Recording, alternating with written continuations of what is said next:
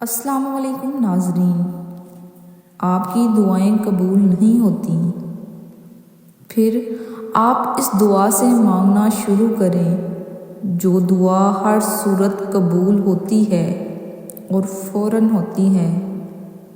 آپ دعا میں ہدایت مانگنا شروع کریں۔ ہدایت ایسی چیز ہے جس کے لیے مانگی گئی دعا رد ہو ہی نہیں سکتی۔ کہتے ہیں ہدایت کی دعا کرتا ہی وہ ہے جس کی قبول ہونی ہو۔ آپ ہدایت کی دعا کرنا شروع کریں۔ کچھ وقت بعد آپ محسوس کریں گے کہ یہ جو آپ کو لگتا ہے کہ آپ کی دعائیں قبول نہیں ہو رہی، وہ کتنا غلط لگتا ہے۔ آپ کو حکمت کا معاملہ سمجھ میں آنے لگے گا۔